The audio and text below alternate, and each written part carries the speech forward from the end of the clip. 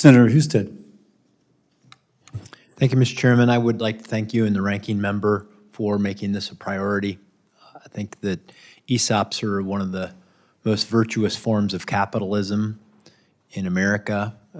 If you look at the information, you can see that it's good for the employees. The companies tend to do better than those who have been exited with, say, a private equity investment, which I would like for you, if any of you have thoughts about the difference in the marketplace between an exit that involves a private equity exit versus an ESOP exit and what that means. I hope that we will get this accomplished, because I do believe that there is a lack of awareness about the ESOP option, and that there is friction. If you have, because the company owners I encounter most are usually family owners, that they have this family business, there's not someone to take it over, they would like to exit, they have a private equity option, they have an ESOP option, and if it's more difficult for them to do an ESOP, then they're less likely to do it, and if it's easier for them, they can. And then we also, would also like you to address the diversity, because look, capitalism is hard. Running a business is hard. Sometimes they fail, even because of markets and other factors. How did you protect for the diversification for some of the employees as you're looking at not having all of their eggs in one basket? If anyone has a thought on that, please share. Yeah, sure. Thank you very much for your question, Senator. I'll take the diversification issue first. It's really important with ESOPs, the research that we have I placed into the record that shows that ESOPs, 70% of ESOPs tend to have separate 401k plans.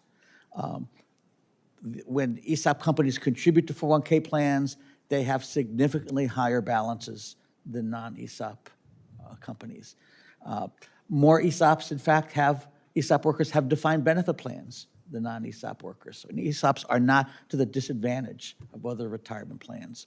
Also, I think it's important to recognize that the workers are not buying the stock with their savings and with their wages with virtually all ESOPs. That's very important.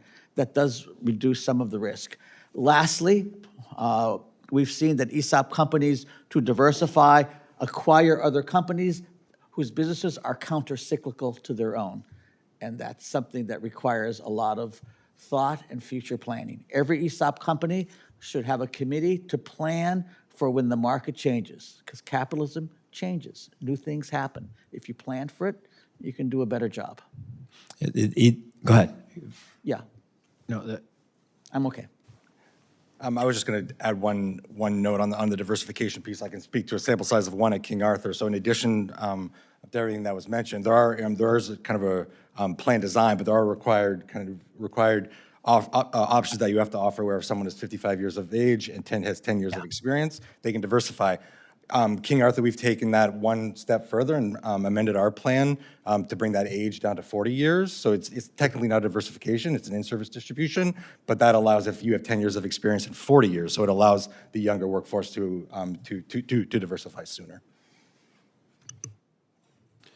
I'll just comment to your private equity versus an ESOP. So, an ESOP is a longer-term transition. You're going to have a different goal in moving your company to an ESOP, meaning you probably want to continue the culture and the work ethic and maybe even some of your own leadership as an employee or as an owner into the life of the ESOP. And so that to me is a longer term, whereas a private equity transaction will also have completely different objectives, because that typically is a shorter term hold.